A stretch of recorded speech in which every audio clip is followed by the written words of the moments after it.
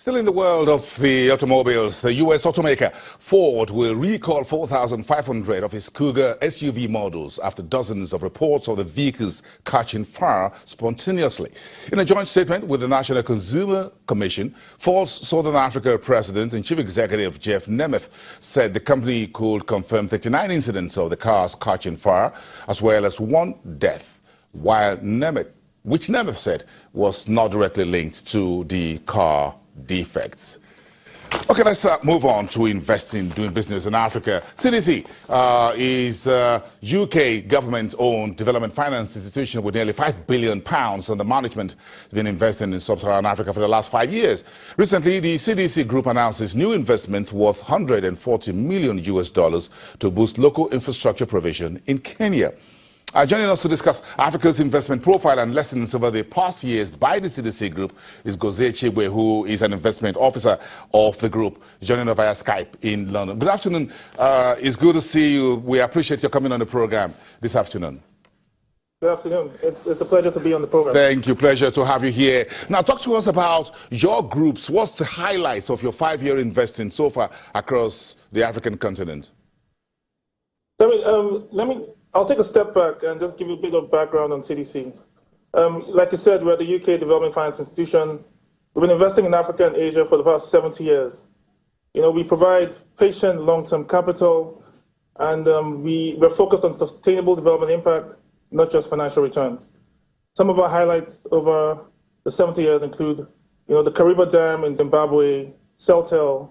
In Nigeria, we've got Savannah Sugar in northern Nigeria. We invested in UAC at the very beginning. And also a number of Nigerian banks. Specifically over the past 5 years, some of the highlights include an investment in Africa's largest power generation platform, Globalec. And in Nigeria, we've invested in Azura Power. We've invested in Indorama. We've also invested more recently in Jumia. We made a $50 million investment to help support the growth of the platform.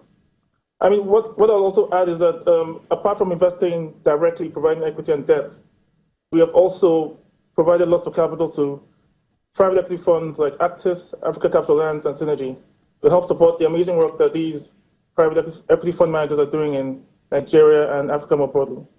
You're an investment officer, so you know what my natural questions will be. What's been the rate of return of your investments, and what risks have you faced?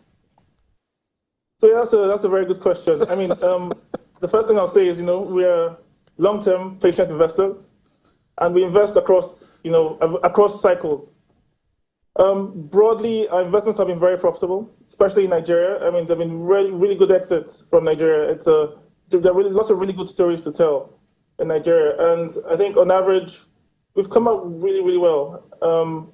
What are the key risks that we see in Nigeria and Africa more broadly? I think the first one is, you know, choosing your partners very carefully. That's a big risk and big factor to consider. Some of the investment challenges we face, not just in Nigeria, will be currency headwinds. I mean, apart from Nigeria, you can think about Mozambique, Zambia, Zimbabwe, Sierra Leone. They all have their own varying degrees of currency issues. We also think there's a looming credit and debt issue at the sovereign level, but also at the bank levels across many countries in Africa. We also are concerned by political uncertainty. There are about somewhere between 10 and 15 different presidential elections across Africa over the next 18 to 24 months. And you know, the uncertainty around the electoral process and outcomes presents challenges to investors. And then beyond that, you've got the usual, you know, ease of doing business, business regulation, you know, compliance, business integrity, and also global issues like, you know, Brexit, the US presidency, interest rates, etc. So, I mean, there are a number of risks, and we go in with eyes wide open. We're also very committed. We've been investing for 70 years. We're here to stay. We're long-term investors. And that helps with our perception. No, if you've done 70 years, if you're 70 years of age, I'm sure you have your eyes wide open. So, what's the Very true. Yeah, you've got enough, you know, rise and fall, as you call it, in the market. So, what's the size of your investment in Africa? How many billions do you have on the continent? So, I mean, we're north of $2 billion invested in Africa. And in Nigeria specifically, we're around $500 million invested in Nigeria. I mean, it's an interesting time to invest in Nigeria. I mean, we're seeing lots of good opportunities across a number of sectors. Two or three sectors I'll highlight will be agro-processing. We've seen some really good, interesting opportunities there, and also the power space.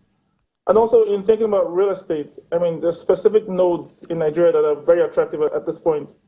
For example, commercial real estate on the Lagos mainland as opposed to Victoria Island, for example. So there are lots and lots of interesting opportunities in Nigeria at this time. Very interesting. That's confidence building. Thank you very much. So, how much more are you looking at putting into sub-Saharan Africa? And if I may be a little bit nationalistic about this in Nigeria, where I am. So, I mean, apart from being a staunch CDC advocate, I'm also a patriotic Nigerian. So we'll be doing our best to deploy as much capital as possible in Nigeria. Just stay tuned. You'll hear some really good news in the coming weeks. Don't tell me you're not the one doing the news. You're doing investment. I'm the one doing the news here. So you give me the news. Just give us an idea of how much. You're putting around $500 million or $100 million because you think Nigerian environment is the potential is there, the geography is okay, and you think everything will just be fine despite the challenges the country currently has. So, yeah, I mean, we're currently working on a number of interesting opportunities, but, each process takes its time. I mean, you look at each investment on its own merit, and, we take as long as it takes to close each investment. But there are quite a number of investments. I mean, in the three sectors that I mentioned particularly, there are a number of interesting investments that we're looking at that will take time to close. Additionally, we're looking to deploy a lot of money through our intermediaries, through banks and through private equity fund managers. And there are a number of these that we're in conversations with. So, I mean, we don't have a cap on Nigeria at this time. And as we see good and interesting opportunities, we engage and try to invest. Yes, so there are coming down, and there's no cap on how much we can invest. Yeah, I understand. I understand all the private equity investors, venture capitalists are listening to you. So you don't want to let any cat out of the bag. Thank you very much.